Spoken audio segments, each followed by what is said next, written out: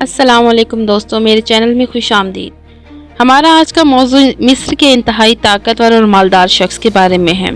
قارون کے خزانے کے متعلق آپ نے بہت سے واقعات سن رکھے ہوں گے اور اس کا ذکر اللہ تعالیٰ نے قرآن مجید میں بھی کیا ہے۔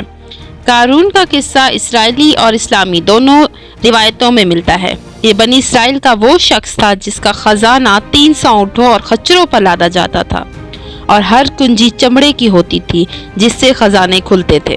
تاریخ میں سب سے زیادہ دولت و ثروت کسی اور کو عطا نہیں کی گئی۔ قارون حضرت موسیٰ علیہ السلام کے چچا یاسور کا بیٹا تھا۔ وہ بہت ہی خوبصورت اور حسین تھا۔ یہی وجہ تھی کہ بنی اسرائیل کے قمتی لوگ اسے منور کہتے تھے۔ قارون اپنی جوانی میں بہت ہی با اخلاق اور نیک افراد میں شامل کیا جاتا تھا، نیز توریت کا عالم دین بھی تھا۔ اس کی پرورش حضرت موسیٰ علیہ السلام کے سائے میں ہوئی، اس لیے کتاب توریت کا علم بھی رکھتا تھا اور اچھی آواز کا مالک تھا۔ وہ توریت خوبصورت آواز میں تلاوت کیا کرتا تھا، یہی وجہ تھی لوگ اس کا بہت ہی احترام بھی کیا کرتے تھے۔ قارون ابتدا میں حضرت موسیٰ علیہ السلام پر ایمان لے کے آیا اور بعد میں بنی اسرائیل کو فرعونیوں کی غلامی سے نجات ملی تو یہ مصر کو چھوڑ کر سرزمین موت سنی کی طرف ہجرت کر گیا۔ وہاں اس کے حالات ایک دم سے بدل گئے اور اس کے ہاتھ بہت سارا خزانہ لگ گیا۔ دیکھتے ہی دیکھتے وہ اپنی قوم کا امیر ترین شخص بن گیا، جس کا ذکر اللہ تعالیٰ نے قرآن مجید میں کچھ یوں کیا ہے: بے شک قارون موسیٰ کی قوم میں سے تھا، پھر اس نے قوم پر زیادتی کی اور ہم نے اس کو اتنے خزانے دیے جس کی کنجیاں اٹھانا ایک طاقتور جماعت پر بھاری تھی۔ اور ایک جگہ فرمایا، جب اسے اس کی قوم نے کہا اتراؤ نہیں، بے شک اللہ تعالیٰ اترانے والوں کو پسند نہیں کرتا، اور مال جو تمہیں اللہ نے دیا اس پر اپنی آخرت کا گھر طلب کرو اور دنیا سے اپنا حصہ نہ بھولو اور احسان کر، بے شک اللہ تعالیٰ احسان کرنے والوں کو پسند کرتا ہے، اور زمین پر فساد برپا نہ کر، اللہ تعالیٰ فساد برپا کرنے والوں کو پسند نہیں فرماتا۔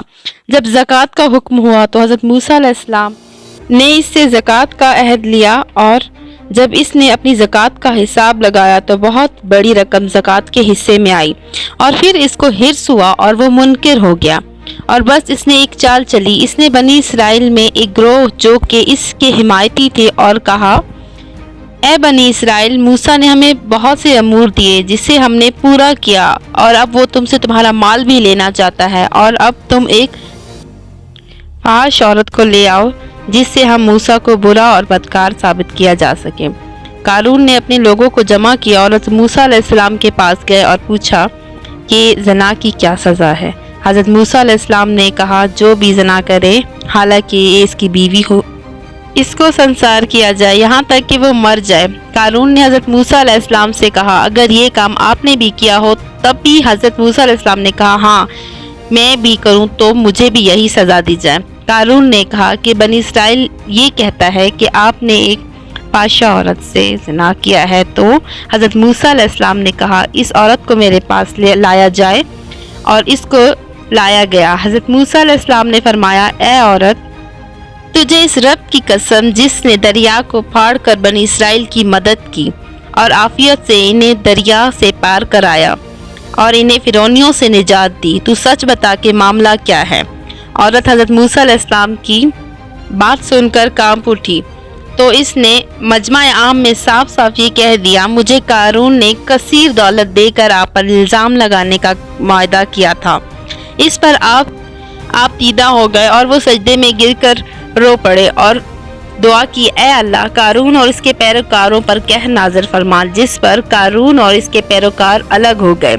دیکھتے ہی دیکھتے قارون اور اس کا خزانہ زمین میں دھنستا ہی چلا گیا، اور دیکھتے ہی دیکھتے زمین میں اس کا سارا مکان، خزانہ اور ساری دولت چلی گئی، اور زمین کا شگاف بھی بند ہو گیا۔ قارون اور اس کی دولت کے متعلق بہت سی حکایات بتائی جاتی ہیں، اور یہ بھی کہ اس کی دولت آنے والے تمام انسانوں کے لیے عبرت بنا کے رکھ دی گئی۔ آج کے لیے اتنا ہی۔ اگر آپ کو میری ویڈیو پسند آئی تو پلیز لائک اینڈ سبسکرائب بھی کر دیجیے گا۔ تب تک کے لیے اللہ حافظ۔